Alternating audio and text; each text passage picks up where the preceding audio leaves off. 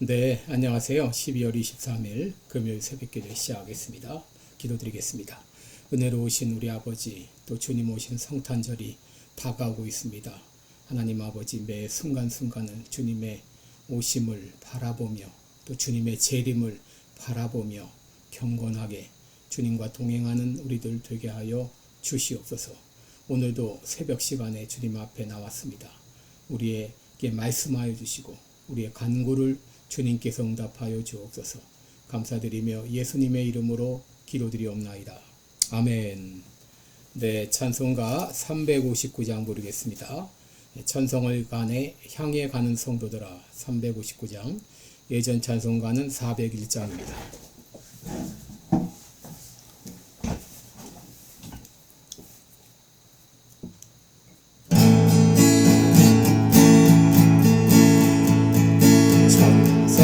향해 가는 성도들아 앞길의 장애를 두려 말아라. 성령이 너를 인도하시리니 왜 지체를 하고 있느냐. 앞으로 전성을 향해 나가세. 전성문만 바라고 나가세. 모든 천사 너희를 영접하러 문 앞에 기다려서 있네. 너 가는 길을 누가 비웃거든 확실한 증거를 보여주어라. 성령이 친히 감화하여 주사 주들도 참기를 거두리. 앞으로 전성을 향해 나가세. 전성문만 바라고 나가세. 모든 천사 너희를 영접하러 문 앞에 기다려서 있네. 너 가는 길을 모두 가기 전에 내 손에 등검을 꽂지 말아라. 천막이 흉계 모두 깨뜨리고 끝까지 잘 싸워 이겨라. 앞으로 전성을 향해 나가세. 전성문만 바라고 나가세. 모든 천사 너희를 영접하러 문 앞에 기다려서 있네. 아멘. 네, 우리 오늘은 고린도후서 5장 1절로 5절까지 보도록 하겠습니다. 고린도후서 5장 1절부터 5절까지 보도록 하겠습니다. 네.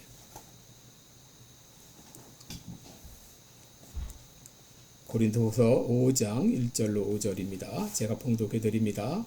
만일 땅에 있는 우리 장막집이 무너지면 하나님께서 지으신 집 곧 손으로 지은 것이 아니요 하늘에 있는 영원한 집이 우리에게 있는 줄 아나니 과연 우리가 여기 있어 탄식하며 하늘로부터 오는 우리 처소로 덧립기를 간절히 사모하노니 이렇게 입음은 벗은 자들로 발견되지 않으려 함이라.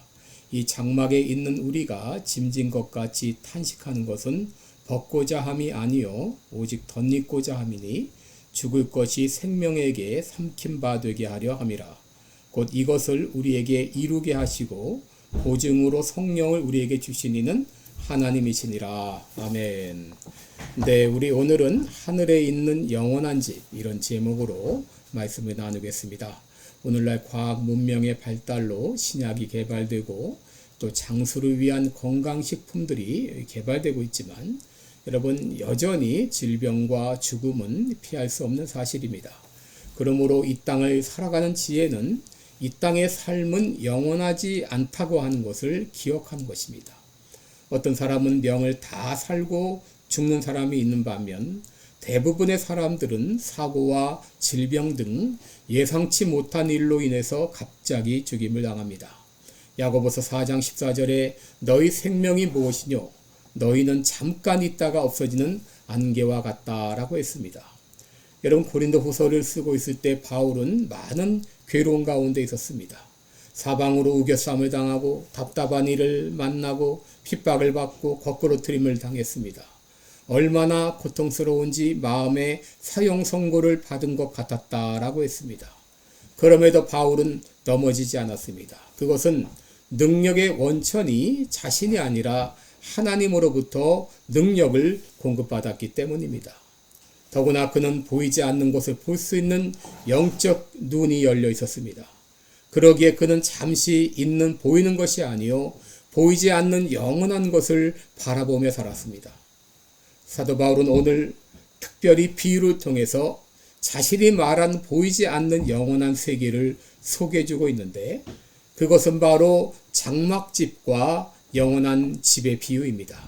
여러분 1절을 보시기 바랍니다. 1절을 보시면 만일 땅에 있는 우리 장막집이 무너지면 하나님께서 지으신 집 곧 손으로 지은 것이 아니요 하늘에 있는 영원한 집이 우리에게 있는 줄 아나니라고 말했습니다. 여러분 여기서 사도 바울은 두 가지 종류의 집을 소개하고 있죠.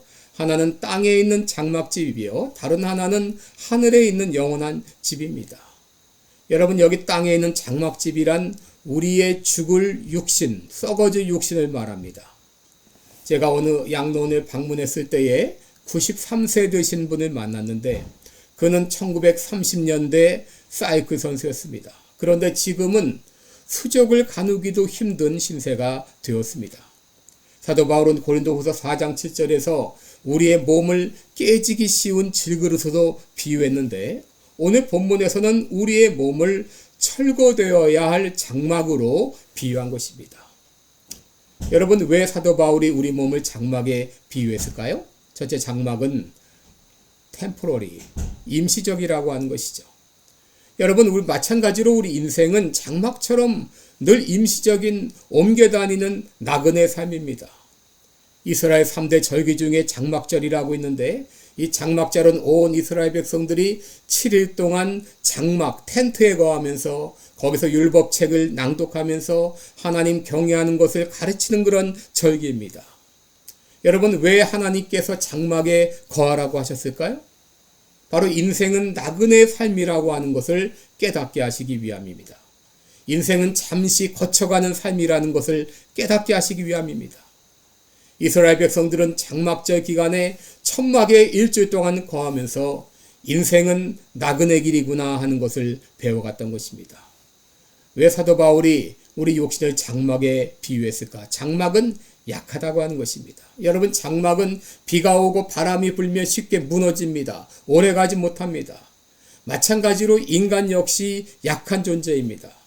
이 땅에서 우리의 삶에는 질병이 있고 한숨이 있고 고통이 있고 슬픔과 탄식이 떠날 날이 없습니다. 우리는 이 땅에 거하는 동안 육신의 한계에 벗어나지 못합니다. 이런 인간의 연약함을 장막에 비유한 것입니다. 그런데 바울은 오늘 본문에서 또 다른 한 가지 집을 소개하고 있죠. 그것은 바로 하늘에 있는 영원한 집입니다. 5장 1절을 다시 읽으면 만일 땅에 있는 우리 장막집이 무너지면 하나님께서 지으신 집, 곧 손으로 지은 것이 아니요 하늘에 있는 영원한 집이 우리에게 있는 줄 아나니 그랬습니다. 여러분 여기 하늘에 있는 영원한 집은 우리가 부활한 후에 가게 될 영광스러운 그 천국, 그 갖게 될 영광스러운 몸을 말합니다.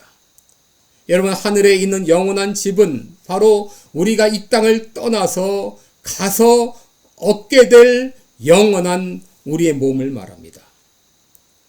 여러분 우리는 언젠가 죽을 것입니다. 그러나 우리의 죽음은 결코 그것으로 끝이 아닙니다. 우리 그리스도인들은 죽음과 동시에 더 영광스러운 몸을 덧입게 되는 것입니다. 또 사도 바울은 영원한 집을 옷을 통해서 비유했습니다. 3절 말씀 보시면 이렇게 입음은 벗은 자들로 발견되지 않으려 함이라. 이 장막에 있는 우리가 짐진 것 같이 탄식하는 것은 벗고자 함이 아니요 오직 덧입고자 함이라 라고 말했습니다. 여러분 우리의 죽음이라고 하는 것은 벗는 것이 아니라 덧입는 것이라고 말합니다. 우리의 죽을 썩어진 육체에 바로 거기에다 덧입는 것이라 라고 말합니다. 여러분, 이 두 벌의 옷은 현재 실존과 내세 실존을 의미하죠. 헌옷을 이생이라고 말한다면 새 옷은 내세를 말합니다. 여러분, 사도 바울은 이 땅에 살면서 수많은 고통을 겪었죠. 질병으로 시달리고 점점 몸은 노쇠해 갔습니다. 외로움과 고독도 느꼈습니다. 그러기에 그는 시간이 가면 갈수록 주님의 재림을 더욱 간절히 사모했습니다. 2절에 보시면 과연 우리가 여기 있어 탄식하며 하늘로부터 오는 처소를 덧입기를 간절히 기다리노니 그랬습니다. 여러분, 여기 탄식한다고 하는 말은 이 땅의 삶에 만족하지 못해서 이 생의 삶을 끝내기를 바라는 한숨이 아니요, 이것은 바로 내세를 갈망하는 간절한 한숨입니다. 그토록 앞으로 올 내세를 갈망했다고 하는 것이죠. 여러분, 예수님 재림 전에 죽은 사람들은 어떤 상태에 있을까요? 이는 하나의 미스테리 중에 하나인데 우리가 어렴풋이 세 가지 정도 말할 수 있습니다. 첫째, 눈으로 확인하고 서로 알아볼 수 있을 것이라는 것. 둘째, 그러나 지금의 몸과는 다를 것이라고 하는 것. 그리고 셋째, 예수님 재림하실 때 변화될 몸과도 다를 것이라는 것. 이 세 가지는 우리가 말할 수 있습니다. 지금 이 땅을 떠나 천국에 가 있는 분들 서로가 서로를 알아볼 수 있을 정도가 될 것입니다. 그러나 그 몸이 이 땅에 살 때의 그 몸과는 다른 몸으로 변화되어 있을 것입니다. 그럼에도 예수님 다시 오실 때 또 다시 한번 변화될 것이라고 하는 것이죠. 여러분, 바울은 이것을 벗었다라고 말합니다. 벗었다. 여러분, 그러나 예수님께서 재림하실 때 우리들은 지금의 몸을 벗는 것이 아니라 지금의 몸에 덧입는 것이 될 것입니다. 4절에 보시면 이 장막에 있는 우리가 짐진 것 같이 탄식하는 것은 벗고자 함이 아니요 오직 덧입고자 함이니 라고 말했습니다. 사도 바울은 그의 생전에 주님이 다시 오시기를 소망했습니다. 빌립보서 3장 20절 이하를 보게 되면 오직 우리의 시민권은 하늘에 있는지라 거기로서 구원하는 자 곧 주 예수 그리스도를 기다리노니 그가 만물을 복종케 하실 수 있는 자의 역사로 우리의 낮은 몸을 자기 영광의 몸의 형체와 같이 변케 하시리라 라고 말했습니다. 여러분, 사도 바울은 예수님이 다시 오실 때 변화될 영광의 그날을 바라보며 살았습니다. 여러분, 이 땅에서의 삶은 마치 장막 안에서의 삶과 같습니다. 아이들은 텐트 안에서 잔다 그러면 굉장히 좋아하죠. 어떤 때는 너무 좋아서 집 안에서도 텐트를 치고 자는 아이들도 있습니다. 그러나 그것이 가끔 하니까 좋지, 여러분 매일 그렇게 산다면 얼마나 불편하겠습니까? 여러분, 이 땅에서의 삶은 텐트의 삶과 같습니다. 잠깐은 즐거운 것 같아도 곧 괴로움이 시작됩니다. 그런데 바울은 그리스도의 죽음을 텐트 생활을 걷어치우고 맨션 새 집으로 이사가는 것으로 비유했습니다.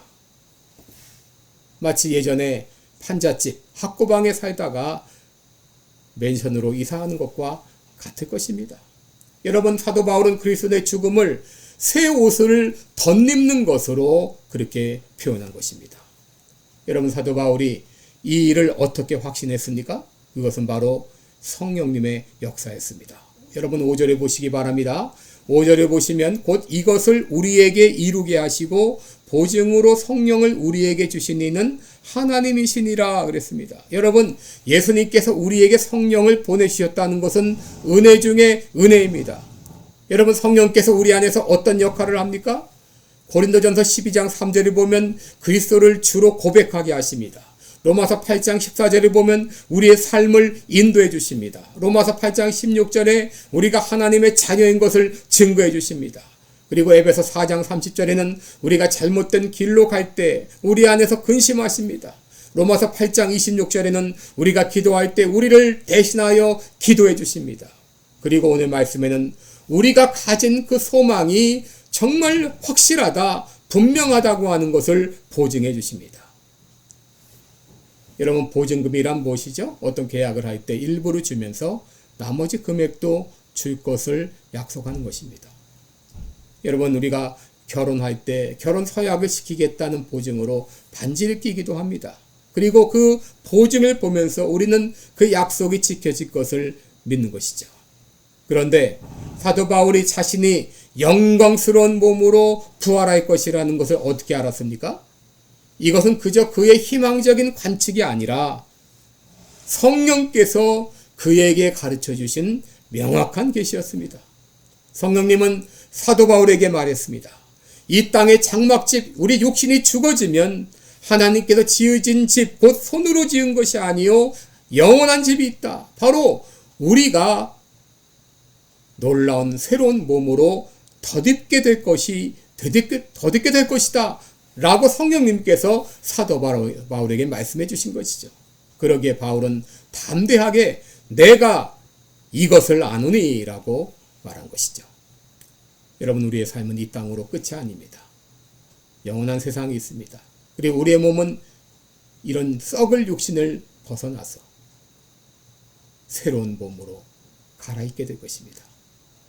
그날을 우리가 소망하며 어떤 어려움이 있더라도 낙심을 이기며 승리하며 살면 살아가는 우리 모두가 되시기를 바랍니다. 기도하겠습니다. 은혜로우신 우리 하나님 아버지, 우리의 삶은 이 땅으로 끝나는 것이 아닙니다. 우리의 몸은 그저 썩어진 육체로 끝나는 것이 아닙니다. 저 영원한 세계가 있고 영원한 몸으로 우리의 몸이 다시 변화됩니다. 그날을 바라보면서 믿음 가운데 살아가는 우리 모두가 되게 하여 주시옵소서. 예수님의 이름으로 기도드리옵나이다.